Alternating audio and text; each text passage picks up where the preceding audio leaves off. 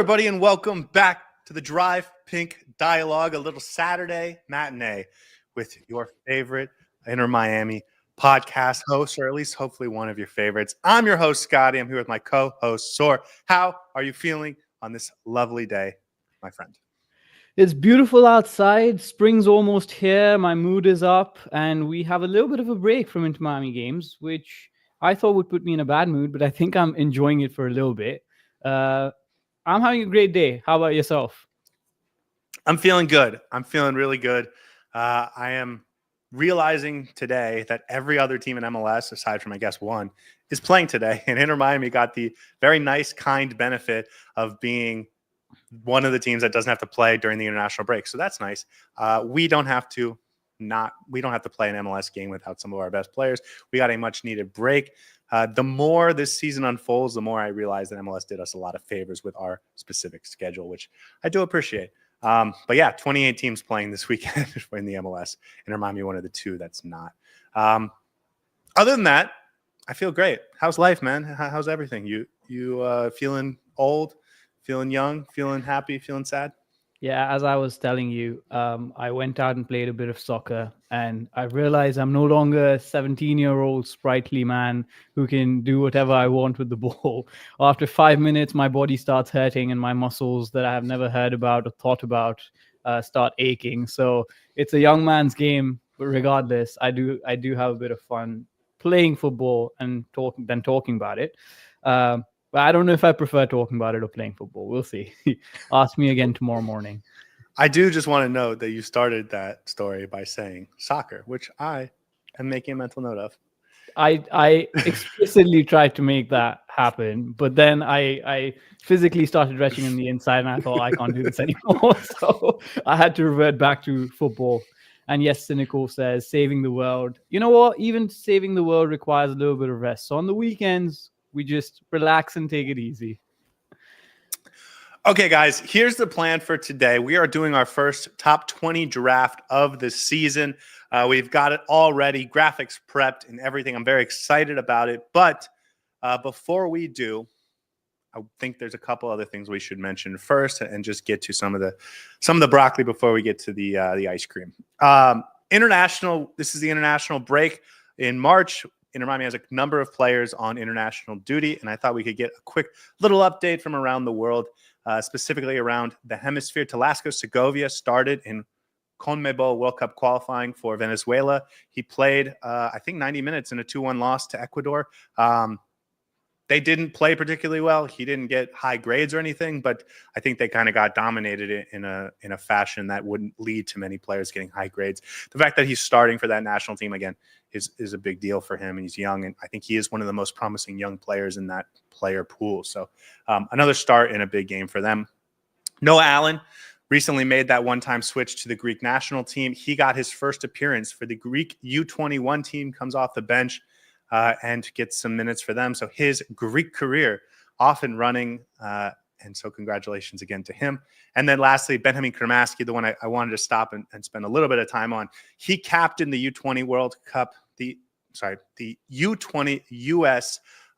Men's national team that is qualifying for the World Cup. They played against Mexico, and he was the captain, one of their best players today, in a 3-0 big victory for a U.S. men's national U20 team that he's going to be the leader of and one of their best players. And so it's just a reminder that at his age, he is one of the very best prospects that this country has to offer. Again, captain.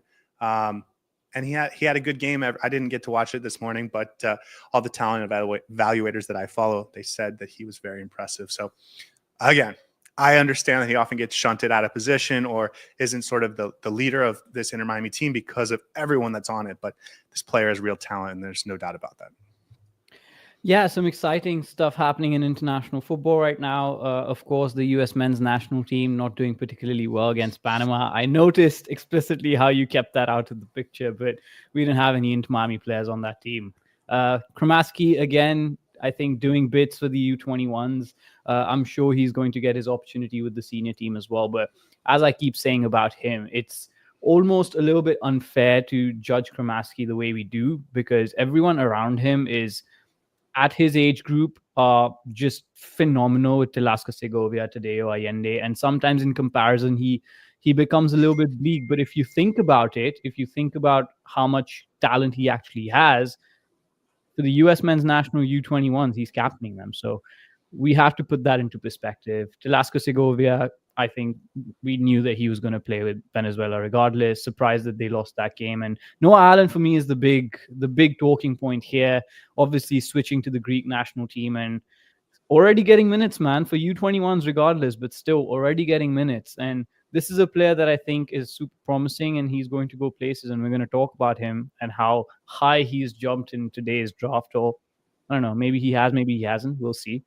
But definitely one that's a promising prospect, and I'm sure he's going to be playing for the Greek senior national team soon enough. Yeah. And again, congratulations to him. I'm sure it's a very exciting time for him. And so hopefully he kicks on and does the best that he can.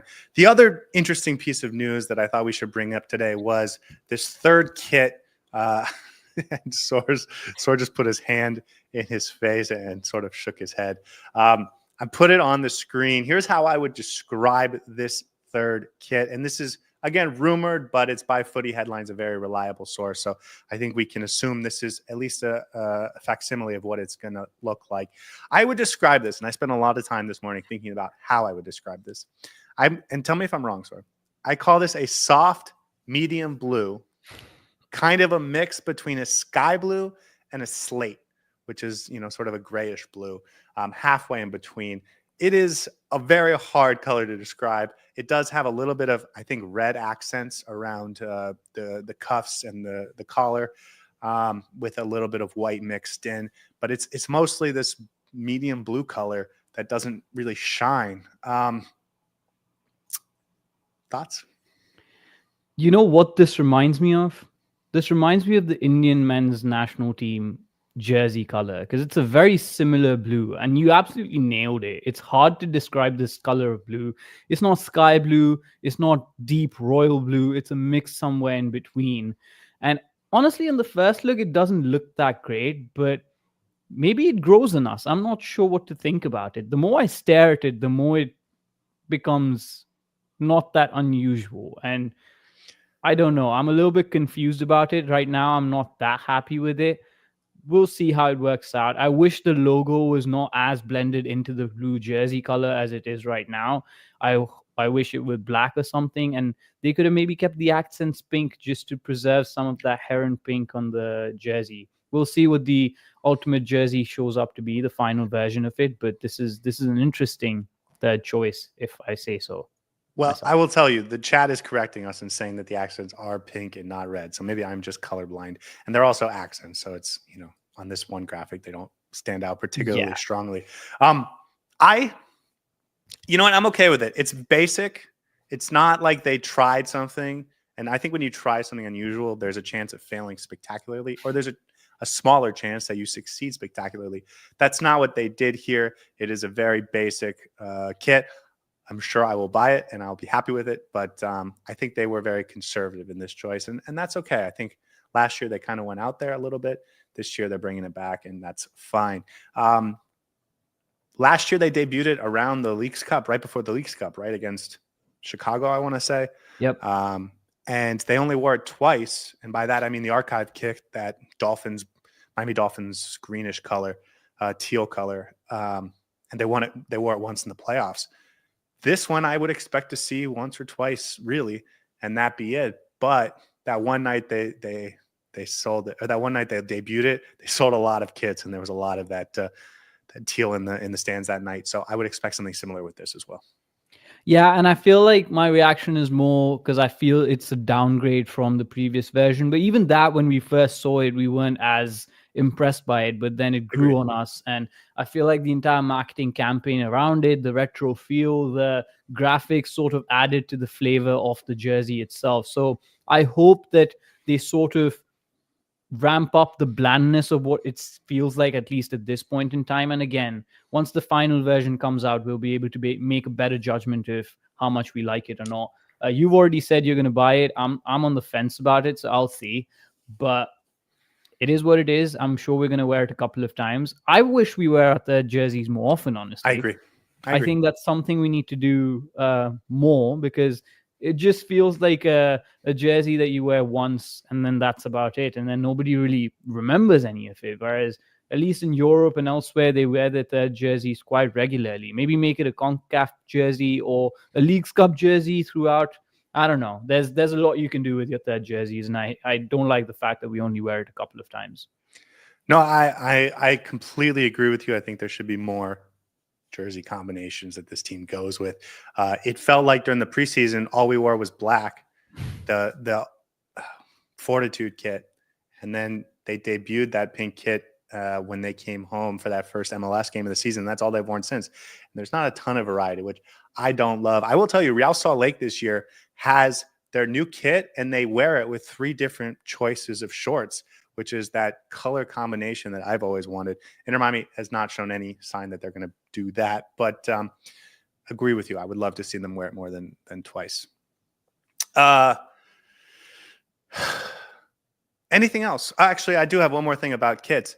Also being reported today, I think, from Footy Headlines, is that in 2026, the MLS is going to get another set of third kits. All 30 MLS teams are going to get third kits.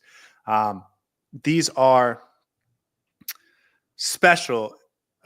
Inter Miami gets to have them because of Messi, and that's why we've gotten them the last 2 years. But I think they're cool. I like having the variety. I think it's awesome to have this more expansive nature to their uniforms and their choice of style and fashion. And I'm glad that other teams are going to be able to get it. And it, of course, means Inter Miami will get another one in 2026, which I'm, again, a fan of. Yeah. More jerseys means more combinations for us to purchase. I know it's a sales factor for them, but honestly, as a fan, my favorite moment every season is in the off season, where the new jersey and the kits are released. So I'm always excited by it, and I am looking forward to the new ones next season. But first, we obviously want this one to come out. Yeah. Okay.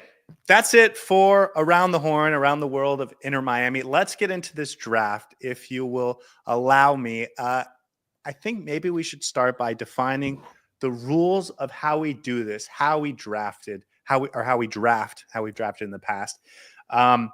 It is the most talented player, the best player, and it is not potential. It is not skill. It is the best player in terms of how you impact the game. And so, with that in mind, we've done this 3 times now. The first time I looked it up was March 20th, 2024. So it's been basically 1 year since we did this for the first time, and there has been significant changes. I thought we should start by sort of going over what we did at the end of last season. It was one of our first episodes after the season ended in that tragic way against Atlanta. Here's what we did, and I will remind you, Saur picked first. He did the odd numbers for this particular draft. Lionel Messi, number 1. Luis Suarez, number 2. Sergio Busquets, number 3. Jordi Alba, number 4. Yannick Bright, number 5. Diego Gomez, number 6. Drake Callender, number 7. Ian Frey, number 8. Todd Davilas, 9. Matias Rojas, 10. Noah Allen, 11. Leo Campana, 12. Federico Redondo, 13. Julian Gressel, 14. Benjamin Kramaski, 15. David Martinez, 16. Marcelo Wiegand, 17. Robert Taylor, 18. David Ruiz, 19. And Nico Frede, 20. This is a very different team from what we're seeing right now. So many players, I think, gone and forgotten. So many new incomings as well. But for me, what stands out the most is the awful face guards that we have on there. I'm so glad we changed that up. I'm sorry, I had to bring it up. For those of you who are on audio, it's a good thing you're on audio, because Jesus, we look awful. It's an interesting one, right? I think when the season ended, we obviously had a little bit of a downward mood when we were creating some of these draws, but we gave ourselves enough time to not be emotional about it. And I think this was a good representation of how some of these players played last season. I already know that there's going to be some similarities with this, but also a lot of changes. So I'm excited to get into the new draft with some of these new players. And boy, there's going to be some changes with a few different ones. And for me, the one that most stands out is Yannick Bright, who's still on number 5 there. Very interesting. Yeah, I was I was almost disappointed when I saw this because of how unexciting this episode's going to be. Because I think we were just ahead of the curve on some of these guys. And I think one of the things that we do well is we see something and we recognize it either as a blip, an upward blip, or if it's sustainable. And I see Noah Allen there at number 11. And in the time we did this previous, in the middle of last season, he wasn't in our top 20. And I think us seeing a few games at the end where he really impressed helped him skyrocket up the draft board. And I think that was us predicting he was going to have a great year this year, and he's off to a tremendous start. Yannick Bright being number 5, I was very disappointed with that because I wanted to see how high he was going to climb this episode. I don't think he has a ton of room to climb, but we will find out. And of course, there are some guys. Yeah, go ahead. I think moving forward, we just need to make a bit of an internal note that let's just start from number 5, because the first 4 are kind of already cemented in and it's unfair for the rest of the team. So maybe the next time we do the draft, we just take out the Fantastic 4, put them on the side, and then start from 1 with the other players, because it's almost unfair for them. And honestly, if anyone can break through that top 4, you should make them a legend of the club, because it's going to be a hard choice. That being said, Robert Taylor's already done that before. So just saying. I will say the first 2 times we did this, the top 4 were not Busquets, Messi, Alba, and Luis Suarez. That was because of me. That was 100% because of me. No, not necessarily. The first time we did this, you gave Robert Taylor the 3rd spot, which I did think was pretty ambitious. The second time I gave Diego Gomez the 3rd spot, who I thought at the time was really well worth it. But you are right. I think considering our criteria of who is the best, who is the most talented right now, it is hard to say anyone but those big 4 are the top 4. And I think that was proven out over the course of last season and over the course of this season. A couple other things we should note. First, there's a number of players that have sort of lost their eligibility for this list, mostly because they've left the team. Those include Nico Frede, Matias Rojas, and Diego Gomez, and Leo Campana, who were all on our last list. Sergei Christoph, Franco Negri, Lawson Sunderland, and Facundo Farias and CJ Dos Santos also gone. So there's a number of players that are not available anymore. That frees up 4 spots. But Inter Miami, as of this moment, has 6 new incomings. We know Baltasar Rodriguez and Alan Obando are going to join us soon. We decided to make them ineligible for this list because we haven't seen enough of them to really make an educated opinion on them. So here are the 6 new guys and our new draft board. Again, if you're watching on YouTube, you can hopefully enjoy this. It is Rocco Rios Novo, Telasco Segovia, Tadeo Allende, Fafa Pico, Maxi Falcone, and Gonzalo Lujan. These are our 6 incoming players. And again, the next time we do this, we will add Baltasar Rodriguez and Alan Obando to the list. But for now, this is what we're going with. The other thing is last year, we decided to make Facundo Farias ineligible for the list because he tore his ACL. It felt kind of pointless to put him on the list continuously if he wasn't going to play at all that year. No player on the team like that this year. So all 27 players that are currently on Inter Miami senior team roster are eligible. And I think that's all the pre-work we need to do. Are you ready to do this? Absolutely. Let's get us started because I know we've got a few doozy ones.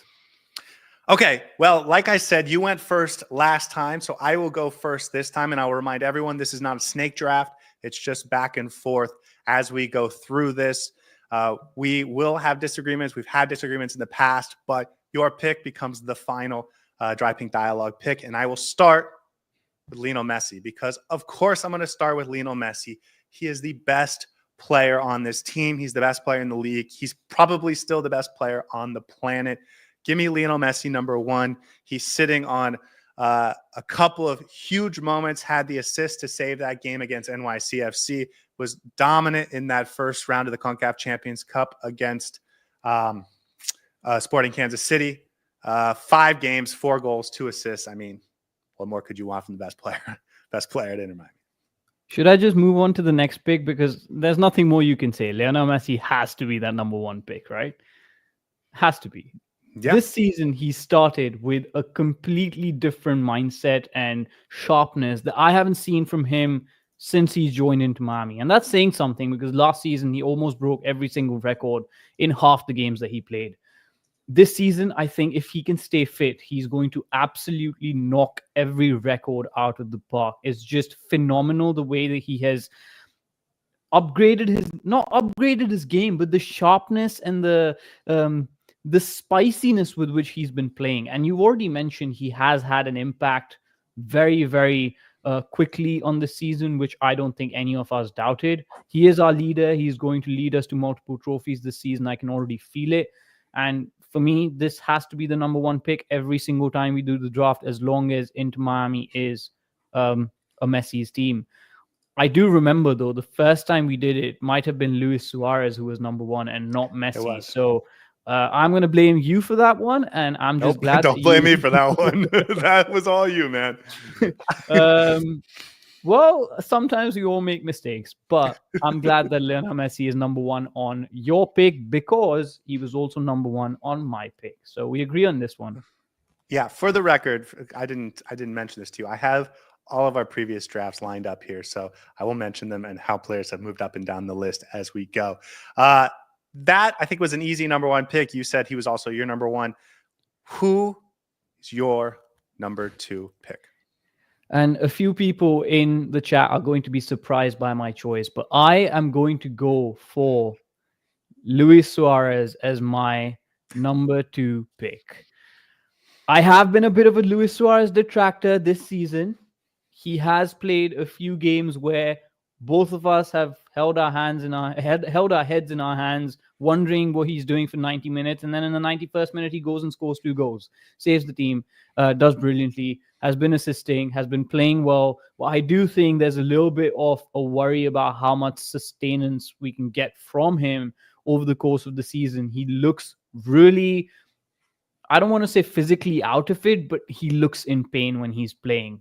But that just doesn't affect his output, which is insane. I don't understand how he does this, and I'm still waiting for the other shoe to drop. And as I said, I am a detractor for Luis Suarez this season, so I'm going to be a bit of a harsh critic. But so far, these last 8 games, he's just been chugging along, contributing, if not goals, then assists, if not assists, then goals. And I think he deserves to maintain his number 2 spot on this draft, at least for this first version of it. We'll see how it progresses over the course of the next few months and how much he actually gets involved. But I think there's an interesting story here. But for now, I think Luis Suarez deserves to be number 2. This has been our top 2 for the last 3 drafts, and I think this is the right answer. I was pretty close to putting someone else ahead of Suarez. Like, I thought this was the closest number 2 and number 3 have been. And I'll get to my next pick in a second. But do you want Luis Suarez's regular season numbers or his all competition numbers, including the preseason so far in 2025? I want his regular season numbers. I don't want the preseason numbers because that can always be a little bit skewed up. He has 9 goal contributions in 8 games. Started every game and has 9 goal contributions, including some really big ones that have helped this team win games. So 4 goals, 5 assists. If you want to take his preseason numbers, he's got 14 goal contributions, 5 goals, 9 assists, and about 900 minutes of action, including preseason. That's a lot of goal contributions already. And honestly, it doesn't feel like it the way he plays. But as long as he can play ugly football and still contribute and make those outputs, I'm happy because that's for the benefit of the team. There are going to be certain games now where once Alan Abondo comes in and gets embedded into the team, I would want him to get a few more minutes. So it'll be interesting to see how Javier Mascherano handles some of Luis Suarez's minutes. Does he come off at the 60th minute? Does he continue to play until the 90 along with Alan Abondo? It'll be interesting. So I feel like at least for these first set of games, Suarez has proved enough to maintain his position as number 2. Yeah, I agree. But I will say this was the first time since we've done this that I've considered putting number 3 in that number 2 spot. But I'm going to let you talk about who your number 3 is before I tell you who mine is. Mine is Sergio Busquets. If we had done this draft 3 weeks ago, I probably would have put Busquets in if we had done this draft sort of at the end of preseason. I thought Busquets last year to start the year felt very slow and off. And it took him a month and a half or 2 months to really start being that guy. He came out from the first preseason game and was that guy, and he's continued it. He's so impactful in that midfield. And it's just a matter of Suarez sort of turning it up over the last week or two, especially with the goal contributions that has placed Suarez over Busquets for me. But I was really close. And listen, I didn't have the number 2 pick, but in my own internal rankings, I thought long and hard about putting Busquets in as that number 2 pick. He goes number 3 for me and for us. Absolutely agree with you. I was also on a very similar page. I wanted to see whether I want to push Busquets up to 3, but I feel like Suarez's numbers just give him that little bit of an edge. So that's why I went for Suarez's number 2. For me, Busquets is, I think it's weird saying this once we're doing the draft, but I think he's the second best player behind Messi. It's just the fact that he doesn't have the same numbers as Suarez sort of takes him down a peg. But honestly, there's not much in it. You nailed it. This season, he started in a manner that you don't even realize he's on the pitch. But when he's off the pitch, you realize immediately that Busquets is not playing. He's like an invisible force field in that midfield that keeps everything moving, sets the tempo for this team. Absolutely not 1 foot wrong this entire preseason or season. And I remember it's a big change from last year where I was very skeptical about how Busquets would fit into this team and how he'd be able to handle the physicality for the long term of the season, because he looked off the pace. His passing was all right. He was just all over the place. Now it feels like he's just seamlessly built his fitness, but also his game rhythm throughout the preseason. And now when the season started, he's just completely on another level again. I think he's obviously the most crucial element of that midfield. I do not want to see him back in that defense, even though he did really well last season there. Number 3, I think, deserves to be Busquets because he's just that important for this midfield. Okay, let's get to the number 4 pick, and then we'll contextualize all of them. Okay, number 4. Is there any doubt? Has to be Alba, right? Has to be Alba. Now, this is something that was really interesting when I was going through my draft and making my own selections. You mentioned with Suarez how you were almost tempted to put him 3rd. I was almost tempted to bump Alba out of the top 5 just because I feel like recency bias can be a little bit of a factor in these drafts. So I tried to put that aside. I think overall, Alba deserves to be number 4. Regardless, he is the best left back this league has ever seen. His numbers prove that. He could have been the best defender of the MLS last season. I feel he should have won that. And this season, he's sort of having a Busquets season from last year. He's not in the best shape, or almost feels like he's not up to speed right now and hasn't been having the best of games. I do feel the last game we played was a little bit better against Atlanta. Alba sort of came into his own, but I do think he needs to step it up a gear to get back to his best that we know he can deliver. I think recency bias had a little bit of thought into this. I know Alba hasn't started the season well, but I am sure he's going to be fantastic over the course of the entire season. So there's no reason to push him down from the top 4. I think we had to really remember the criteria when we were, exactly. With this pick specifically, because it is about the best player. It is about the most talented player. And even though I agree with you, I think Jordi Alba's had a little bit of a poor start to the season. And I think that Atlanta game was a step in the right direction. He's still the best, most talented player of anyone still available. And so it would be silly to let a few bad performances start the season. And I agree, he's had some poor performances and some okay performances. And I think that Atlanta game was really his best to date.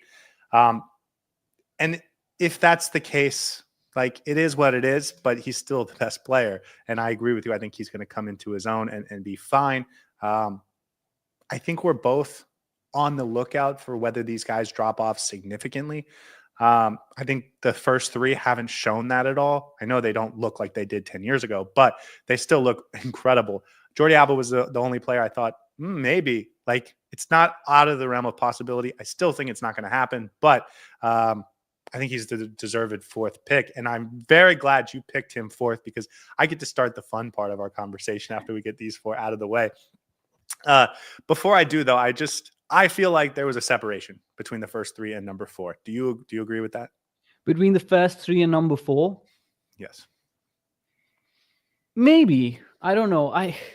It's hard to tell because Alba can be a great game changer as well. So it's a little bit harsh in that sense, but I can see what you're getting at. I can understand what you're trying to say. I think the first 3 in terms of their game impact and how they've absolutely they're nailed on to start that game and make a difference. I feel like Alba this season hasn't done that much of that. And so you can sort of separate the first 3 with the number 4 as well. And obviously now club number 5 with the 4, and you know exactly who is going to be. Okay, it's number 5, and I'm taking Yannick Bright. I have to take Yannick Bright, but let me ask you a question. He was, if I include number 5, Yannick Bright, was this your 5? Absolutely. Okay. It almost feels like there's a separation between this and the rest of them as well. That's what in I was terms coming of at. Yep. Stars. I think we're ready to start broaching the idea of Yannick Bright as the best number 6 in the MLS. I went through other teams and I looked around the MLS at who is considered to be a very good player. Darlington Nagbe, Atuesta, Pavel Buka, Ashley Westwood, Keaton Parks, Artur Al-Hassan Yusuf. Like, I think Yannick Bright is a better player than all of them. There's a couple I would be more interested in learning more about. Andres Kubas out there in Vancouver feels like he's coming to his own. I haven't seen him a ton. But I think this kid, Yannick Bright, who was a super draft pick, and we've been clamoring for to get more game time and more minutes for the past year, it feels like, is actually like that dude. Like, he's a dude. And I think he very much deserves to be number 5 here. The reason I was disappointed looking back at our list from the end of last season was because we had Yannick Bright number 5. But that's because even back then he was the number 5 player on this team.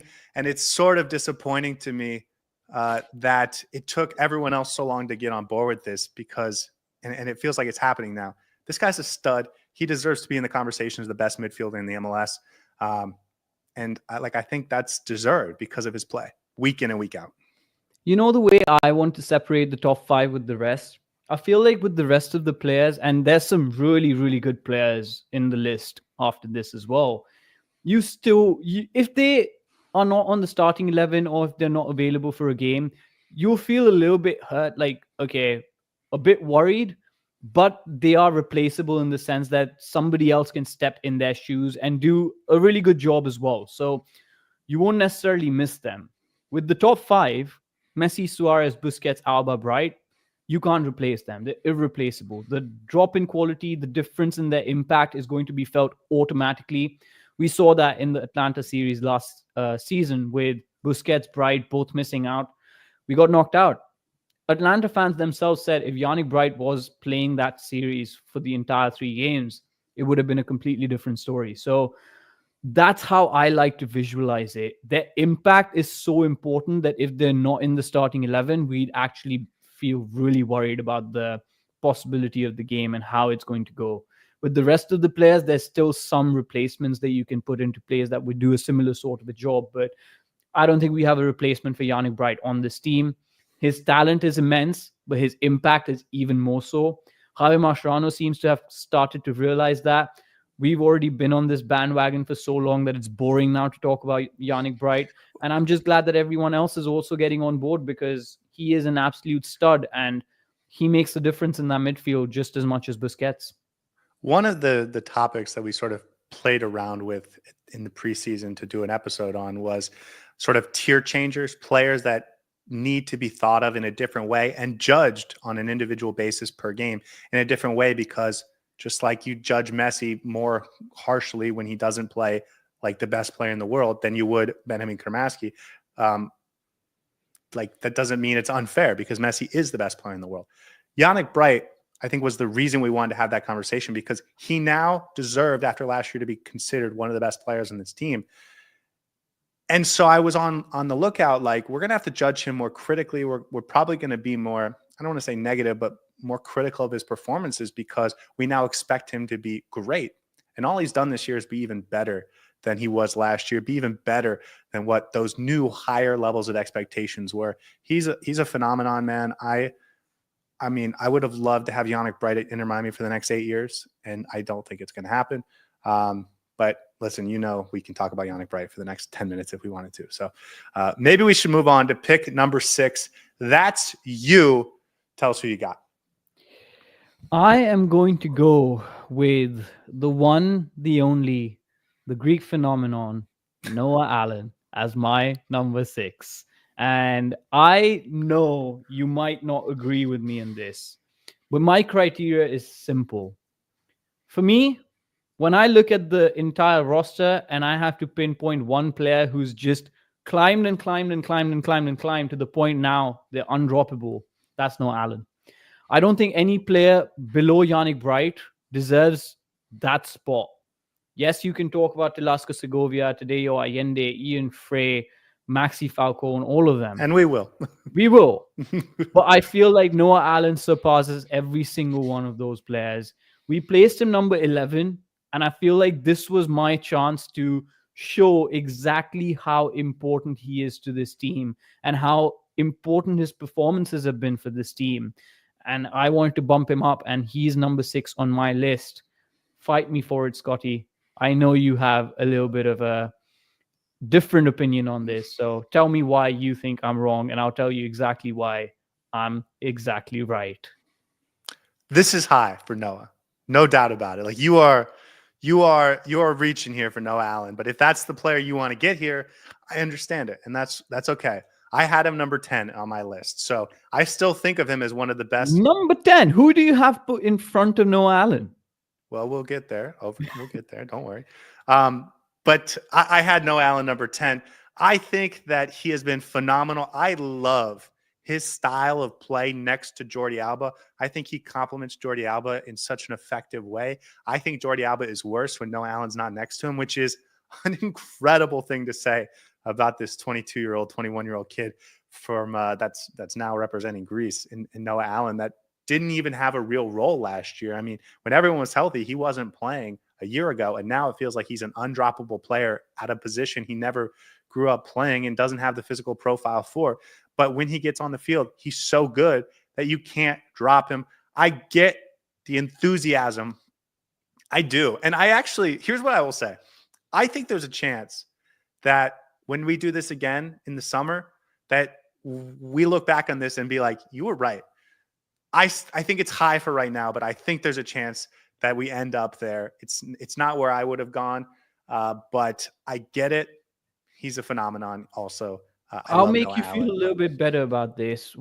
I'll put an asterisk next to Noah Allen. And honestly, for me, 6, 7, 8, 9, maybe 10 are so close to each other on this draft, at least in the list that I prepared, that I could see Noah Allen being 7 or 8 as well. But the other two who would be above him would be very close to the level of their impact.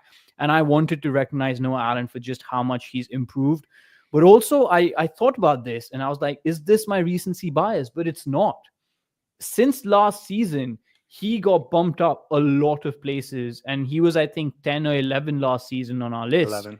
And I feel like putting him in that position of 10 and 11 does a disservice a little bit to the impact that he's had for us this season. He started almost every single game. He's played in multiple positions. And as you mentioned, he's made Alba look a lot better in the sense that he covers for Alba and plugs some of the issues that this team has. He has that speed. He has that ability to judge a tackle. He's just got so much going on for him. And yes, 6, 7, 8, 9 for me are very close to one another, but I do think Noah Allen is the cream of the crop, and I wanted to recognize that. Yeah, again, I think we'll talk more about sort of breaking points and sort of where we go from like studs to really good players to like high quality squad players, etc. But I agree with you. We're probably in the right tier for Noah. Again, you have him higher than I did, but I think there's a chance you could be proven right. And if your next 3 or 4 are the same as what my next 3 or 4 are, then I can completely understand what our thinking is, and it'd be a lot similar to how we're assuming about this roster. But if you got someone who's like a left field on this top 10, then I'll be a little bit concerned. But anyways, take us to number 7. My pick at number 7 is Telasco Segovia.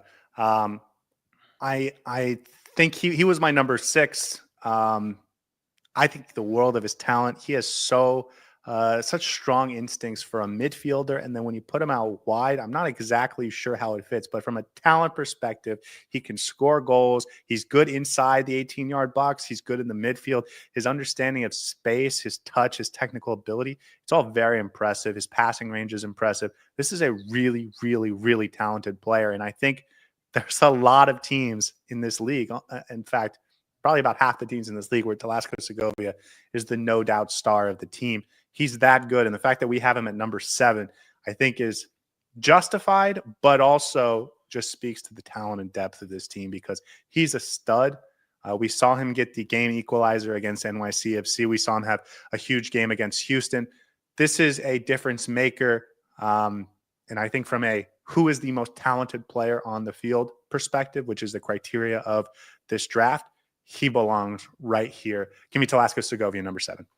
I actually agree with that. I had him number 9, but honestly, for me, the next 3 are basically the same players across the same line. So for me, putting him number 7, absolutely no qualms about it. Newsflash, we haven't even seen the best of Telasco Segovia yet. Oh, I agree. And that's a scary proposition because this is a player that's already making an impact within his first 2 weeks at Inter Miami. He has been phenomenal. He is a running machine. We've seen him being run into the ground in a few games to the point where we're like, please give him a bit of rest because you can see he needs that. Yeah. But his biggest asset is that he can replace Messi when Messi's off the pitch, and he can play that number 10 role and play a number 10 role really well. So much talent, so much potential for Segovia. Again, I don't think we've even touched the breadth of his talent yet. It's going to get so much more. It's going to get so much better once he starts actually feeling comfortable and building more chemistry with everyone around him. But honestly, it feels like he's been on this team for so long already, just by the impact that he's had and the way he plays the game. He finds spaces and allows other players to thrive around him so that he's not the one who gets in other players' faces. If Alba's making the run down the left side, he is going to vacate that space and find a more important space where he can make an impact. And for me, that's a very underrated quality for a player. You can't pigeonhole him in one position because he can play multiple different spots. Number 10, I think he can play a number 8 or number 6 as well. We've seen him play on the left side. Phenomenal choice. I agree with you on number 7. Telasco Segovia is going to be great for Inter Miami. You know what it is? I think Telasco Segovia is just a very good soccer player. And he can do everything that you want. And that makes him so valuable for a team that has superstars, but superstars that are very defined in what they do. Jordi Alba is an incredible player, but he's not an incredibly versatile player. Same thing with Busquets, same thing with Suarez, same thing with Messi. Incredible talents. But when you're trying to build out the team around him, just putting a very, very, very good soccer player in and letting him figure out how exactly he needs to be an impact instead of him being a specific type of player that needs to figure out a way to fit in. I think is awesome. I agree with you. His real impact is yet to be seen. But in terms of talent, I think he belongs here. Okay, number 8 to you. I'm going to go with the stud of the studs, Mr. Spiciness himself, Ian Frey. I love him. He is brilliant. I love the way he plays the game. He can dribble like it's nobody's business. And honestly, he's just so good to watch every single time he's on that pitch. For me, has to be number 8, Ian Frey. Give me him all day. I think he's going to be the starting right back for this team going forward. Cello Egan's going to have to do a lot of work to get his place back. And that's a great place to be at the start of the season, right? That's a great place to be at the start of the season. I will say this. Okay, we're starting to separate a little bit here. Noah Allen, Ian Frey. I love both players. I had him a little bit lower on my list. He's a stud. He is an X factor. Going forward, he does something that no fullback possibly ever for Inter Miami has done aside from Jordi Alba. And if that's your company, that's an incredible thing to say out loud. I think his impact is another one we haven't seen in its full effect yet. I think when that combination down the right side with whether it's Allende or Segovia or Krematsky really gets going, and we saw with Krematsky, it looks nice. But when it starts to really build with some of the other guys that are going to be playing out there, or Baltasar, whoever ends up out there on a consistent basis, we're going to see him have an impact in terms of goal contributions. Maybe it's not goals and assists, but the pass that leads to the chance. I had him a little bit lower because I think that there's other great players on this team. And that's really my biggest contention here. I had him at, I think, 13, maybe 12, which is crazy because he's an excellent player. I think he might have a national team future for the U.S. men's national team, especially after what I saw on Thursday night. Not reliving that. So I'm fine with it. I had him lower. That's what I'll say. Yeah, I think 12 or 13 is a little bit lower, but I can understand that as well because, as you said, there's so many good players on this team, and I'm going to reiterate this multiple times over the next 20 minutes. That 6 to 10, 11 spot is so close to one another. You could genuinely just push anyone up and anyone down, and I don't think you and I would have too much of an issue with that. I would like to see who your 10, 11 would be above Ian Frey, because I can see him being number 9, number 10. But I don't think he drops out of the top 10. I do think he fits in there. So that's why I put Ian Frey there. For me, the biggest understanding of that was I wanted to see this season whether Ian Frey can do a good defensive job. Of course, we've seen his offensive qualities. We've seen how much of an impact he can have in that final third. But I wanted to see, is he able to lock down some of the most dangerous wingers? And so far, he's gone up against some fairly dangerous wingers in Eric Tomey. You have Lobjanidze. He's played really well against them. And honestly, his defensive game has gone under the radar so far. So I wanted to give him a little bit of credit. I think his talent is, again, immense. Little surprised that you bumped him out of the top 10. But for me, I think he deserves to fit in top 10. Yeah, listen, last year we had him at number 8 at the end of the season. Here he is at number 8. We think the world of Ian Frey. It's just this team has so much talent. And when we talk about who I have with my next pick, and that's Tadeo Allende, I think it's just a sign of like, you can like Ian Frey as a player more than you like Tadeo Allende. And I'm not going to argue with you all day for it. But I also think it's very fair to have Tadeo Allende ahead of him. I had Tadeo Allende number 7 behind Bright and Segovia. I feel very good about getting him at number 9. I feel like I get a little bit of a steal here. The chat has clearly been clamoring for Tadeo Allende. He's a stud, and his physical profile is so impressive. And the fact that he can actually finish makes him a weapon. He's got, I believe, 4 goals on the season, including some big ones. That Charlotte goal proved to be the winner down to 10 men. He is a difference maker. This is the reason I'm fully confident he's the reason they let Matias Rojas go for nothing, because they knew they were getting this kid in and they believed in this kid. He's 25. He's hitting the peak of his career. He's hitting his prime. And the fact that we're going to be able to enjoy that for this season, I think is incredible. He gives us another goal scoring option. It did sometimes feel like last year, if it wasn't going to be Suarez or Messi, who was going to be the guy that scored goals? And it really did end up being goals by committee, with Krematsky getting a few and Ian Frey getting a few and Campana getting a few. But it wasn't Matias Rojas getting a few. It was never like this guy in our starting lineup is a goal threat every single game. That's how it feels with Tadeo Allende right now. And so I'm just really, really impressed with him as a player. I mean, I had him higher on my list. I had Allende at 7, Frey at 8, and then Segovia at 9. But for me, those 3 players, again, very back-to-back, same sort of an impact. But Allende, man, I think I've fallen in love with him as a player. He's just so good. I didn't expect it, because for me, I thought the signing of the season would be Segovia, and we went in really excited about him, and he's lived up to expectations.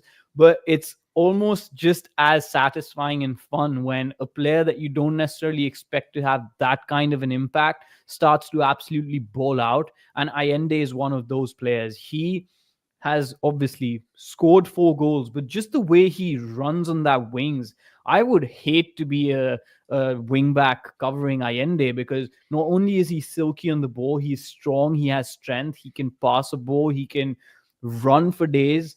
overall really exciting. Can play that number 9 role if you need to back him up and bring Luis Suarez off. I'm not sure about that. We haven't seen that yet. Not entirely, but he can do a make fix job, right? So it's okay. But overall, regardless, I think Allende is fantastic. Glad you had the same idea as myself. Again, wouldn't be too fussed if he was above Ian Frey. I had him above Ian Frey on number 7, but glad he's able to make that top 10 because he's just really good. And honestly, it would have taken a lot to fill Matthias Rojas' shoes, and he's done that already quite a bit. And he's sort of similar to Matthias Rojas because he's better. He's got that banging left foot. I think he's more like Diego Gomez was, just that physical beast, and he's athletic. He gets high. His vertical ability is so impressive. I'm surprised we haven't targeted him more on set pieces, if I'm being honest with you. But anyways, he's a stud. Let's move to number 10. Who do you have? Let me see. My number 10 pick that rounds out the top 10 for this top 20 draft is Toto Aviles. I'm going to go with the one, the only Toto, who's going to generate a lot of conversation. People are going to be a little bit mad at me for bringing him up this high. But I think he's an absolute baller, man. And I want to see him play more because he tends to sit out a lot of games due to his red cards and yellow cards and whatever mess he makes up for himself. Of course, that red card against New York was not pretty. I thought Javier Mascherano was a little harsh when he said that Aviles was to blame entirely for it. I don't think so. He needs to take that out of his game, and if he does, he's just going to be a phenomenal defender. I feel like if he didn't have those disciplinary issues to his game, he'd be out the door by around summertime because other teams would be in for him in Europe and he would be playing in Europe. He's just so good. His ability to sweep the back line, his ability to just maintain his composure in certain one-on-one situations, just lock down players when they're running at him is really good. And I feel like that Noah Allen Aviles combination is a fantastic pairing. I just want to see more of that. Again, you're a little higher on Aviles than I am, but I agree with you that Aviles is underrated as a player. And the card problem is a problem, no doubt about it. But that's not really the criteria we're going with in this draft. So I understand sort of pushing that to the side and saying, when this guy plays, he can defend one-on-one. He is an excellent sweeper. He's an excellent sort of last man having to defend those runners, especially those really pacey runners making those runs in behind. So I get it. I think it's interesting you have him as the second center back on this list. I had him as the third center back on this list, and we can come back to that. But I think we're starting to get into the range of where Aviles belongs. I think the sort of exact order of how this is unfolding with the center back specifically is interesting to me, that you would pick him here. But I think we're in the right range for Toto Aviles. So I don't have. I was a little bit confused about how I wanted to rank my center back specifically, and you'll see what my next couple of picks are going to be. But I made the decision that I feel like Aviles is a little bit more talented in certain ways than some of the other center backs that we have, and that's why I placed him so high. Let me ask you this: does he make your top 12, top 15? I had him number 12. Okay, so I don't think that's too much of a stretch, right? No, up and down is okay. And I wanted to place him slightly higher because I feel like him and Allen together are potentially our best young center back partnership. But let's stop for a second because my next pick is Maxi Falcone. I'm just going to get it out of the way, and we can talk about them in tandem. I think Maxi Falcone and Toto Aviles are going to compete for that right-sided center back spot all year. I think Maxi Falcone is an incredibly interesting player. I don't think he has nearly the upside of Toto Aviles, which is not what this is about. Yeah. It's not what this is about, though. So for me, I put Maxi Falcone higher than Toto Aviles. I think this is the right range for both of them. But if I'm ranking specifically center backs, I go Falcone over Aviles, which I think is the one distinction I have here. I don't have a problem with Aviles going 10. I don't have a problem with Falcone going 11. I just feel like, in my opinion, in my rankings, Falcone would have gone ahead of Aviles. Yeah, and that's understandable. My rationale for this was Falcone's only played 3 games for us, right? 3 or 4 games. There's still room for him to grow as a player on this squad. And I have a feeling that Falcon's going to be a lot higher on this list the next time we do it, just because he's that much of a baller. I don't know. There's some real players here. There's Yeah, some real but players above them. I do think he will probably go up to maybe 8, 7. Regardless, I'm okay with this. I know it sort of skews up your center back rankings, but for me, this is exactly my top 11. I maybe 1 or 2 here and there, up and down, but this was my top 11. I had Falcon as my number 11. I do think it's a little bit of a disservice to him just because he should be slightly higher up, but I didn't see a reason to place him above Aviles. I didn't see a reason to place him above someone like Frey or Allende or Segovia. And again, honestly, that number 6 to number 11 is so close together. I don't have a problem if he gets pushed up to even a number 8 or a 9. I can understand that. So for me, this entire ranking can be divided into sections, and we've talked about it. 1 to 5, obviously, and then 6 to 11 is another, where you can say that all of them are studs. It's just a matter of day-to-day and personal choice, I guess. Where did you have Falcon in your list? I had Falcon in my list at number 11. Okay, I had him at number 8. So Okay. I think that just shows that I'm a little bit higher on him. Yeah. But I agree with you. I actually had him above Noah Allen and Totavilis. So in terms of my center back Which rankings, is understandable. he would go first. But I do think we're sort of in the right range. Yeah. And I agree with you. I think this is sort of the tier list of where we're talking about really good players that should be starting and that make the team better every single game. That's sort of the range we're in right now. And I think all these guys fit into that category pretty well. And I want to give my rationale before we move on to my next pick, because Falcon for me has played 4 games for Inter Miami. 2 of them were against Cavalier, which is a difficult opposition by all measure. But I feel like we need to see a little bit more of him before I start putting him above Allen and Aviles. Of course, I think he's better than both of them. But for me, I do need to see a little bit more of him over a sample size to rank him that high. And I will say, I think people have been a little too high on Falcon in general. Like, he's a smart veteran, but he's not like Jordi Alba or Busquets. He's not like that. Yeah. He's a good starter for this team, no doubt about it. But he's not. And he's only played 1 game in the MLS so far. And he's also a huge. He's also a huge upgrade over what we were dealing with last year. Yeah. So in that sense, it gives you a little bit of a, yeah, absolutely. Okay, I went Falcon number 11. I feel great about that. Tell me your pick at number 12. I don't think anyone's going to agree with me on this, but I went with Benjamin Kramaski as my number 12 spot. I feel like everyone...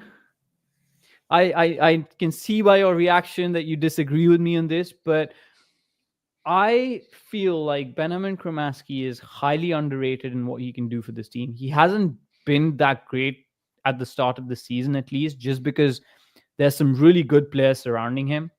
But once he actually gets clicking and Javi Mascherano finds that right spot for him, I think he's going to be really good. I've seen some stuff from him every single game where I'm like, if he can do this on a more consistent basis, it'll be fantastic. On that right-hand side with Ian Frey, he's combined sometimes so well that it can absolutely blow open defenses. And he just needs to do that more regularly. So I'm going to we waited until the 12th pick for my weird decision that nobody even understands. So you should give me credit for that. At least I didn't put Robert Taylor in the number 3 spot. So I'm going to go with Benjamin Kramaski at my number 12. Please feel free to tear this down. I think this is high for Kramaski. Higher than what I felt for the rest of those other picks that I thought you went a little high on. Clearly, looking at my list and looking at what we've seen from you so far, I think you are a little bit higher on the young players, and I'm a little bit higher on the veterans. To put it mildly, I had Kramaski number 19, so still in the top 20. But this is a jump. This is a big jump. I would consider this a different tier for me. But I agree with you. I think he's underrated. I think people put too much on sort of the most obvious mistakes he makes, and they don't give him enough credit for the very subtle way he plays the game, his positioning, his vision, his ability to find good pockets of space high up the field. And again, he's a 20-year-old. At that age, he's an incredible player. And that is sort of seen nationwide, and scouts see that. People project him to have a huge future. I think all of that is true. I really like the traits with Benha, but this team, maybe even last year, Benha would have been this high. In fact, going back to our draft at the end of last season, we had him 15th, but the time before that, we had him 8th. So like him being an incredibly talented player is not a surprise, but considering the absolute studs we have on this team, I think this is a little high for me. Anything else on Kremasky, or can I go to pick number 13? No, let's go to pick number 13. I promise I don't have any other surprises on the list. I hope. We'll see. My number 9 overall, and I'm getting him at number 13. I think this is incredible value, is Oscar Scotty. I think when we're talking about talent, this is a guy that has come in and been one of the best goalkeepers in the MLS. His ability to sweep, his ability to play the style that Mascherano wants is game-changing. I never thought I would be saying this 3 months ago or at the end of last season. I didn't think he was going to be on the roster. I thought it was like a very short time period he was going to be on this team at the end of last season. He's come in, he's won the job, and to win a starting job on this team is no joke. It's a big deal. And what I've seen from him in this league, I think, is unique and rare. His ability to sweep is really impressive. To me, that's the biggest thing. We haven't seen him have to make an incredible save yet, but I really like what I've seen from Ustadi. And clearly, it's not form, it's not style, it's just talent that has earned him this job. And so I appreciate him for that. And I think he belongs pretty high on this list. Give me Ustadi at number 13. Yeah, and honestly, I feel like veteran skill sets are sometimes underrated. And Ustari's shown that he's not just pure talent, he's also got veteran skills and veteran mindset. And I feel like he brings something different to our backline, especially with that sweeping ability that he's shown. That's phenomenal. It really helps us play the way we want to, and honestly uplifts us to a different tier when it comes to how we want to defend. I really like this pick. I picked Oscar Ustari around 14th, so I have absolutely no problems having him number 13. Fits my list really well. Absolutely. We talked about him last year as though he's going to play one game and that's about it. And he had, I think, opportunities to play 2 games, got injured for one, like after playing his first game, and we never saw him again. And we thought he's probably never going to be on this Inter Miami roster ever again. I don't think we picked him for our draft last year, right? So this is the first time he's made the Inter Miami Drive Pink Dialogue draft. And I agree with you. Ustari has been really good and a very important part of what we've done this season, early at least.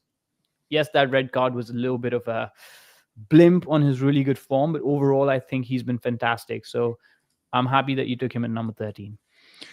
Yeah, I just feel like sometimes just being good isn't appreciated enough. Exactly. But he's just a good, reliable, dependable player, and I think that is reflected and you know in where he belongs. which position that's the most important skill set for? Goalkeeper. You need somebody who's reliable and stable. So good for the front office to bring him back in. Okay, pick number 14 to you. I'm nervous but excited for what you might bring to the table here with your next pick. I mean, we don't have that many players left, so I'm going to go with pick number 14 as Cello Wigan. No, I'm kidding. I'm going to be picking Federico Redondo as my number 14 pick. I think a little bit of a fall from grace for Federico Redondo. And I think now that I'm reevaluating my list, I may have picked him slightly higher than I would have. There's a player there. There is a player there who hasn't been able to break through like the rest of the youngsters and like the rest of the new signings.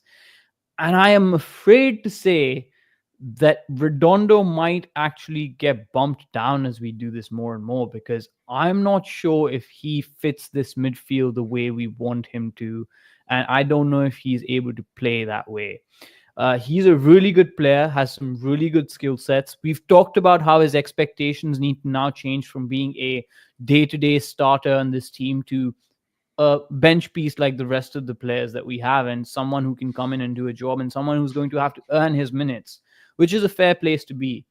But I do think that $8 million price tag that we had on him hasn't done him that much good. And I feel like Redondo needs to start having more consistent and stable performances for him to deserve a spot with someone like Segovia, Frey, Allende in that category. So I don't think he's going to be number 20, number 19. I think he's around 14, 15, 16 mark, but I picked him number 14 in this particular draft. Here's what I'll say. The first time we did this, he came in at number 8. Second time, he came in at number 7. The last time we did this at the end of last season, he came in at number 13. So it's very similar to where we finished at the end of last season. I have one more player that I think belongs in that, is a good starter and would play really well for this team. And then I think we get into this next tier of guys that are really great depth pieces, really great players to have on your roster, but not those impact guys you want starting every single game. I think that's where Redondo falls.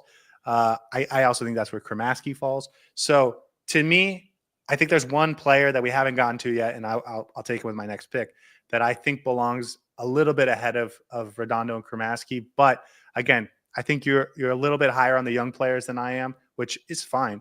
But I think that's sort of our philosophical differences here. I think Redondo definitely deserves to be picked in this top 20. It's just a little bit higher.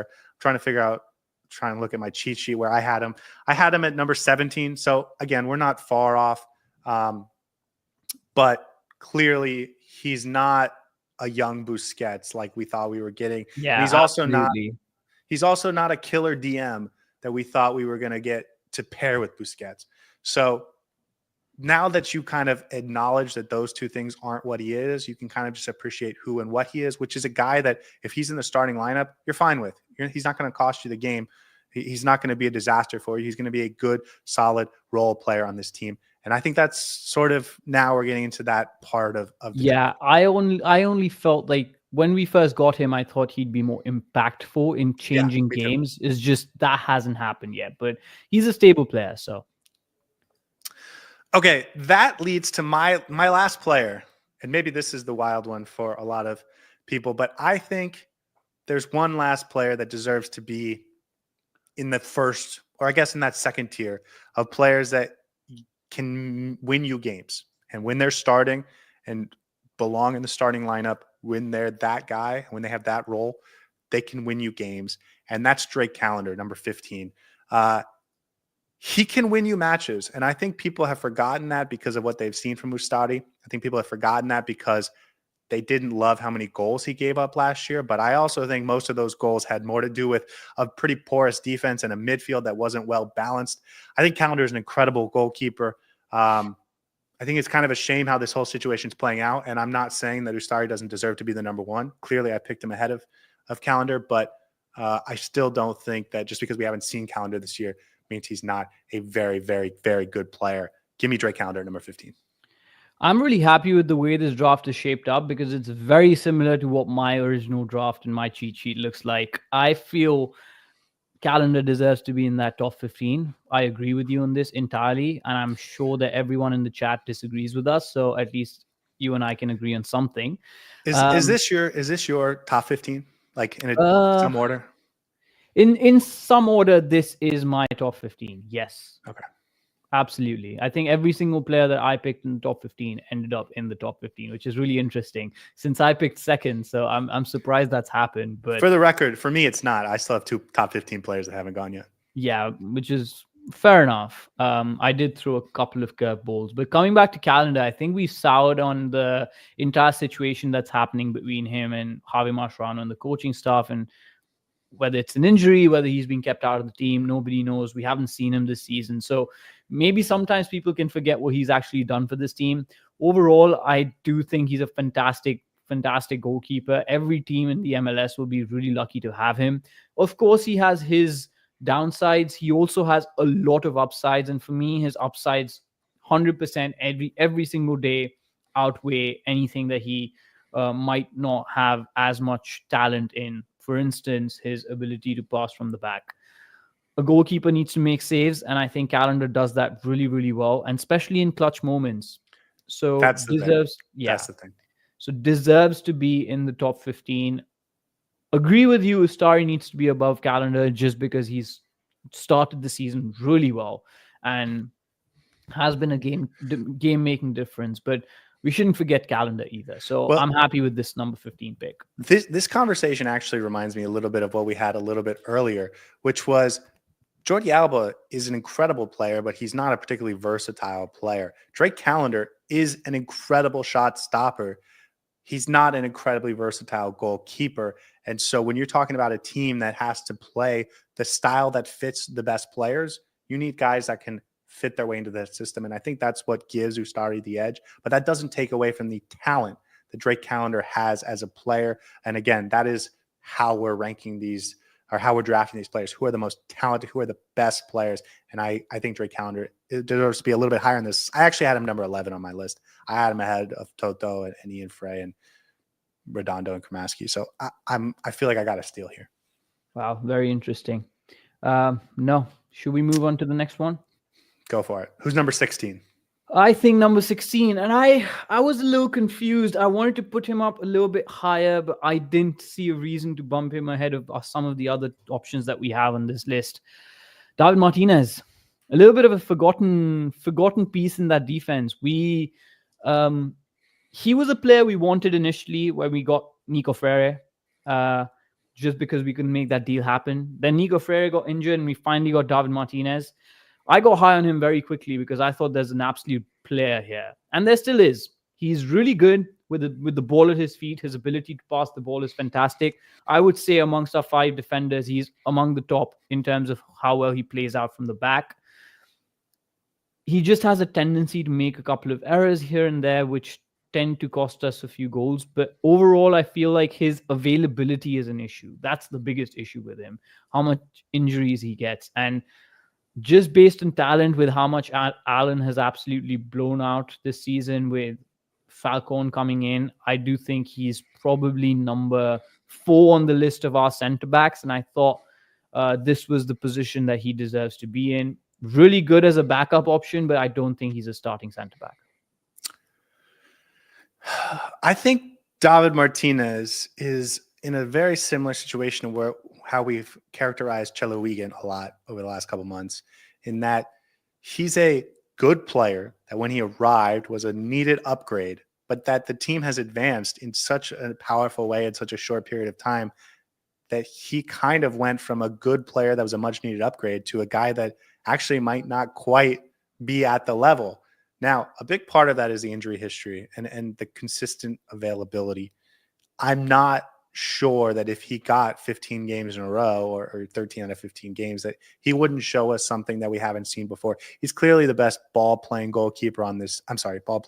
center back on this team. His ability to play behind Jordi Alba and then just pop it over the top to Alba, and his ability to make those long switches. I mean, it's a weapon. That left foot from the back is really impressive. But I think with the improvement of Noah Allen and the incoming addition of Maxi Falcone, we've seen that the standard is again a step higher. I'm not exactly sure if David Martinez fits there, but in terms of squad players that you feel very good can come in and help you win games, I think David Martinez is a good player. So I definitely think he deserves to be drafted. This is where I actually had him number 15. I just have one player ahead of him, which I'll take next. But I think he's a good player. And I think David Martinez is a good player. And the fact that he's our number 4 center back instead of the number 1 guy that we're hoping can come in and change our season is just an incredible sign of how good and deep this team has become, especially on that back line. The defensive transformation that's happened in the offseason is incredible. Yeah. Honestly, incredible. Okay. Pick number 14. No, 17. I'm sorry. Pick number 17 is my 14th player, and that's Fafa Picault. Odd to me that he's made it this far, but Fafa Picault, with the game winner in the last time we saw this team, the pace that we desperately needed for this team, and the fact that when we're talking about just ballers, just guys that are good soccer players, I think he is pretty high on this list. I don't know if he has that special trait that makes the headlines or really earns you all-stars or huge transfers. But in terms of just being a really, really good player that helps impact and play winning soccer, this is Fafa Picault, and he's going to be the guy that comes off the bench and helps you win games. He's going to be a guy that when you see him in the starting lineup, you're going to be excited for what he can do in that game. Incredible that we can have a guy like Fafa Picault, who would be third or fourth best player on another team and was the third or fourth best player the last 2 years on a Nashville, on a Vancouver. And now he's number 17.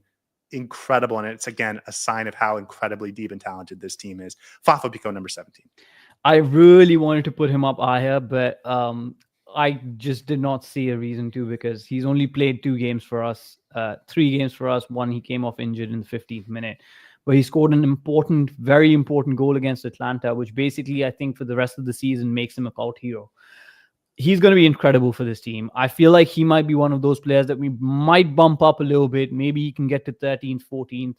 But you're absolutely right. He's going to have a really important role to play off the bench. And I think now we've come to those areas of this draft where you have game changers off the bench, role players who might have an impact on this team, not exactly from the first starting 11, but can make a difference when the time is right. David Martinez being an important back piece, but Fafa Picault again. I wanted to take him higher, but I chose not to. I think he fits around my, it's 18th spot. So for me, I think this is a really good pick. Fafa Picault deserves to be on this top 20 just because of his goal against Atlanta. And honestly, I would love to see him rise up over the next couple of months, because that would mean this team is doing really well. He feels like a guy that could rise up this list. We haven't seen a ton of him, as you mentioned. I think we're pretty familiar with him based on what he's done in the MLS over the last couple of years and how he's played against Inter Miami. But to see a game in and game out, I feel like he could be a riser going forward. Again, I had him at 14th already. So I think him rising feels like a real possibility. Last year, Leo Campana finished the season number 12. And that was a guy that would start some games and he would come off the bench, and he won us a couple games. He helped us win break the points record. He helped us win some big games, both in the middle of the season when no one was available and at the end of the season when everyone was available. Like, he was just a good player that could come in and have an impact in the game. And that's sort of how Fafa Picault feels to me. And again, last year we had Campana, number 10, number 9, number 12. Having Fafa Picault number 17, I think, is demonstrative of how much better this team has become, both the incoming players, but also how some young guys have really stepped forward. Okay, number 18, second to last pick for you. Who are you going with at number 18? I'm just glad I got to make this pick, because it makes me sad, but also it's the reality of where this Miami team is right now. I'm going to pick Robert Taylor for my number 18. I might choke a little bit while I say this, so I may need you to carry it, but Robert Taylor, man, a little bit of a drop off from his first draft that we did last season. Number 3, 15 spaces, probably the biggest drop off we've had. So I'm sad about it, but I think it's justified. He is a top 20 player on this team for sure, just because every time he's on that pitch, he can make a difference. He's a very important piece. And honestly, I would like to see more of him, because I know there's a player there that can definitely contribute to this Inter Miami squad and what we want to do this season. It's just that he hasn't been utilized as much, and maybe the talent on those wings is definitely an upgrade from what we had last season. So Robert Taylor, for me, coming in 18. I think that's about it. I don't have anything more to say. He's a good player. He's a good player. He would start on a lot of MLS teams. I have no doubt about that. Again, spoiled for who he is and how low he's on this list, and still a player for us. He would be a top 5 to 7 player on a lot of teams in this league. Infamously, I'd say last year at this time, you rated him number 3, coming off that incredible second half of 2023 where he helped them win the Leagues Cup and was, behind Messi, the most impactful player. He was number 18 at the end of last season when we did this. So he ends up in the same spot. And I think this is right And it's because Robert Taylor is a good player that deserves to be drafted, but has sort of found himself on the outs of this team because of all the incredible players that they've brought in. I love Robert Taylor. I'm glad you got to draft him. He definitely deserves to be here. For the record, he was my next pick after Pico, so I think that was a good pick. And the fact that we have a guy like Robert Taylor as pick number 18, I think is just sensational. And I guess we'll continue to say that with 19 and 20 and the guys that don't make it. But like Robert Taylor's just a good player, and that's really what it is. Okay, pick number 19. Let me find my list here. This is my last pick. I had Robert Taylor, then I had Federico Redondo, and then I had Julian Gressel. And I'm going to go with Julian Gressel here because he's a good player as well. Does he fit this team? Probably not. No, not probably. He doesn't fit this team. Is he going to play 1 minute for this team this year? Probably not. But while he's on this team, and while he's still a guy that can put it anywhere he wants with his right foot, he's still making my list. Give me Julian Gressel at number 19, a guy that was 14th for us at the end of last season. A very good player. Again, he's going to go somewhere and be a starter on a team that makes the playoffs, probably. Like, if that's how everything shakes out, that's a believable sentence. But on this team, he just finds himself sort of pretty far down the depth chart and in a sort of style that doesn't fit what he wants to be. I didn't have him on my list. My number 21 pick would have been Gressel. And I can prove that to you because that's where he's at on my list. But I didn't have him in my top 20. I think it was the reason that he's not been played yet. He's not been used at all. And he's probably on his way out. That being said, I agree with every single thing that you said. In case he stays on this team, I think he's a top 20 player. I felt like there are a couple of other players ahead of him who deserve to be recognized in the top 20 just because they're going to have a bigger role to play this season. Julian Gressel, phenomenal player, a starter on any other team. I'm very surprised San Diego didn't actually pick him when they had the opportunity. Because he would have been a really lovely addition to their squad. He's a journeyman MLS veteran who's won the cup. No, he's better than that. He's better than that. Let's be clear. In fact, I think we're probably being too low on Julian Gressel. Like I got to stop us. We're having this conversation in the wrong way. Julian Gressel was a good player that could go to another team and be an MLS All-Star this year. He was an MLS All-Star before he came to Miami. And if you made him a focal point of your team, and a lot of teams would, he would be a guy that would help you make the playoffs. So there, like, you could have an argument that he deserves to be like 11th or 12th on this team. Yeah, based on pure talent. But we haven't seen him play a single game this season. Well, and the fit is wrong. So there's no doubt about that. And I think that's clearly biasing our opinions here. But Julian Gressel is a good player. He's not a guy that barely deserves to make this list. He ends up there because of how this whole situation has unfolded. And I agree with you. He probably won't be on this list the next time we do it. But for now, he's a very good player. He deserves to be drafted, probably higher than 19th. But this is where he goes. Good player, wrong team, really. I think that's a really good way to summarize it. All right, I'm going to bring it home with number 20 when you give me the chance. This was a tough one. You know, I struggle with this a lot because I don't know who to pick as the number 20th. And there are a few players who deserve to be here, actually. So it's maybe an injustice that we've just had top 20. Can I stop you for a second before you reveal the last pick? Aside from Julian Gressel, are these the 19 out of 20 that you picked? Yes. Okay. Yes. Same for me. We've picked. These are my 19. These are my top 19. That's interesting. So at least we're on the same page about who deserves to be on this list. Yeah. My number 20, and I'm surprised that he's number 20, but I had to pick him, is Cello Wiegand, the best right back that this league had ever seen for 2 games. I think he's going to be a really important player for this team. I don't know if he's going to be a starter. He's going to be a really good backup option. But I think Ian Frey has just done way too much in that right back spot for me to go back to seeing Wiegand in and out every single game. So I think a really good depth option, someone who's probably going to be a really important player on any other team, but I just don't think he has that X factor or that ability to impact in game compared to some of these other players on this list. That being said, I think he's a top 20 player on this team. I was a little bit confused between him and Gonzalo Lujan, and I wanted to give Wigan the benefit of doubt because I think he's going to play more games when he comes back from his injury. So, and I didn't want to be biased by his recent lack of appearances. So I wanted to give Wigan the top 20, and that's my top 20 draft. I think there's a couple guys you could have gone with here. Chelo Wiegand and Gonzalo Lujan, two that you mentioned, are two of them.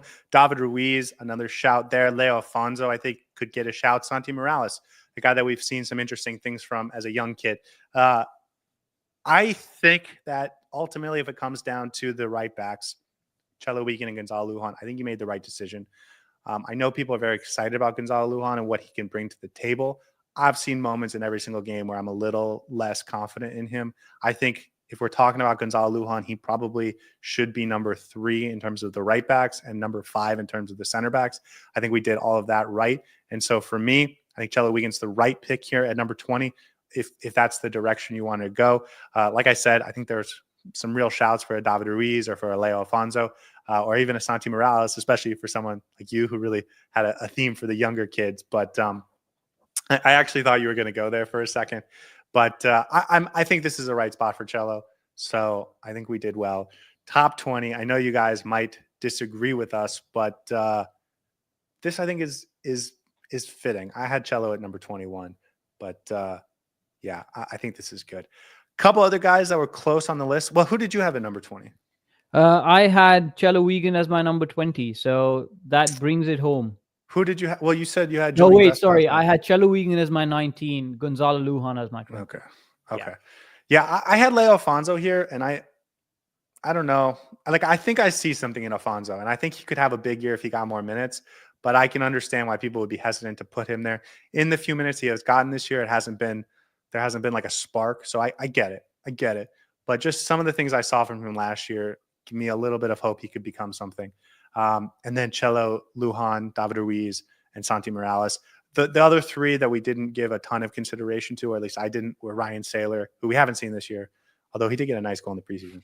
Rocco Rios Novo and Tyler Hall. Obviously, Tyler Hall has to be sort of at the end because we haven't seen him make his debut yet. But yeah, I think this is a good list. Is there anyone you feel like kind of got robbed by not being in it?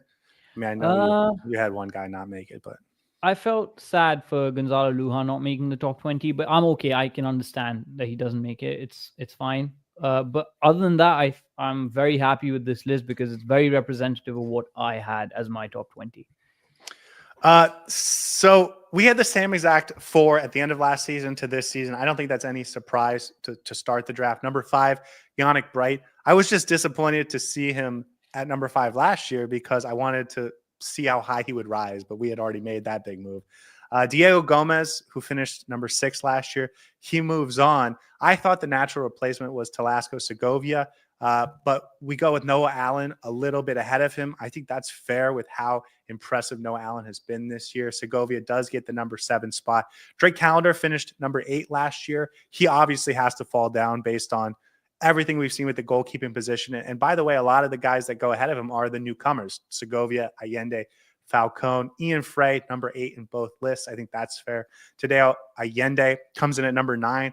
Last year, we had Leo Campana a lot in this sort of range. Allende has come in, been a similar physical profile, but being more athletic, more vertical, more of those nice runs in behind to stretch the field, and also a pretty good goal scorer. So I think it's fair and an upgrade to bring in Tadeo Allende at that point. Center backs, I think we were a little bit lower on over the last season, which is understandable. We go a little bit higher here with Aviles and Falcone. Kermaski felt like the wild card. Ustari also felt like a wild card, and I wasn't sure he was going to land in this draft because he doesn't have wow sort of a game. And It's, I think, easy to forget about him when you're talking about the really young and exciting players in this team. But he goes number 13. Redondo, I feel like we're starting to separate between the guys that are real impact players in the starting 11 to guys that are good quality bench players. Calendar falls to number 15. Again, he was number 8 at the end of last season. David Martinez, Fafa Pico, Robert Taylor, Julian Gressel, Chelo Weekend. Again, we're talking about guys that maybe you don't want starting a ton, but when they do play and when they come on, they're going to be great players. So I think we did this pretty much exactly right. I mean, I'm sure people have a lot to say about this, and I already see a few comments suggesting. But yeah, it's interesting the way we do this, because sometimes yours and my list is so different in a few places, which kind of becomes even more augmented when we do it together and bring our two lists together. So someone who might be ending up on number 11 on your list, just because of the nature of how we do it, ends up in number 13, and those two spots look like quite far apart, but they're not really that far. But I'm really happy with this list. I think this is a good place to start this season. I'm sure we're going to see movement in and around. Maybe Allende goes slightly higher up. Maxi Falcone could potentially rise higher up as well. I have a feeling someone like Kramaski might have a few things to say by the end of the season. But overall, I think top 10 especially, or top 11, Maxi Falcone included in there, is a very good place to be as a team, because that's a solid starting 11 that we have there. And listen, in those early parts of the off season, we knew we were going to lose Matias Rojas, who was high on this list. We knew we were going to lose Diego Gomez, who was high on this list, Leo Campana. So it was going to be hard for us to feel confident that we were going to have a better team. But I think, and this will be, spoiler, the entire theme of our next episode, is if Inter Miami's better in 2024 than they were, in 2025 than they were in 2024. And we wanted to do this draft first as sort of a basis for comparison. And I think we're just seeing guys that if they stepped up, they kept their spots. And if they didn't step up, or if they stayed the same, they kind of fell down the list. And I think that's sort of representative of where this team is at. So are any final thoughts on this exercise before we close it out? No, it's always fun, because I feel like we do it over the course of the season. So it gives us a chance to just understand what the progression of some of these players are. But I feel like we've started to nail this a lot better. And there might not be as much movement as we would want, but it's always exciting to see how players progress over the course of the season. I think for a first draft that we've done this season, this is a very solid place to start. And I'm extremely happy with it. Let's see how it goes, man, because I think there's a very exciting team here, and there's going to be a lot of movement, at least in the lower halves of this top 20 draft. And hopefully it contributes towards a few trophies this season for Inter Miami. Here's what I will say. First off, guys, tell us who drafted better. Again, if you're staring at the screen, the picks on the left are my picks. The picks on the right are Saur's picks. And it is odd picks go to Scotty. Even picks went to Saur. Tell us who did better in the chat or in the comments below. We'd love to hear, because I love to brag about how much smarter and better I am at drafting than Saur. Or if you feel the other way, that's fine too. I can take it. Second, we wanted to do this in an hour. Here we are at over an hour and a half. And I think that just speaks to how much fun we have doing this. So, thank you for being a part of this in the chat, Saur. Thank you for being a part of this. I had a ton of fun, so I hope you did as well. And then lastly, I will say we're going to be back in the midweek at some point to talk about what this team is in 2025 and maybe compare them to 2024, and if this team is actually better, both on the field, in the coaching staff, style of play, and just general talent. And I think this was, an important step for us to do before, so that we can have a real basis for comparison and some numbers attached to how we feel about these players. So I'm very glad we did this. I thought it was fun. And other than that, I think we can sign off there. I hope you guys had fun too. And as always, we will see you guys next time. Have a great night. Hey everybody, thanks for tuning in. Do us a favor and hit that like and subscribe button. Since our first viewer, sharing this with you all has been the very best part. So from the beginning until the end, thank you for being a part of this, and have a wonderful day.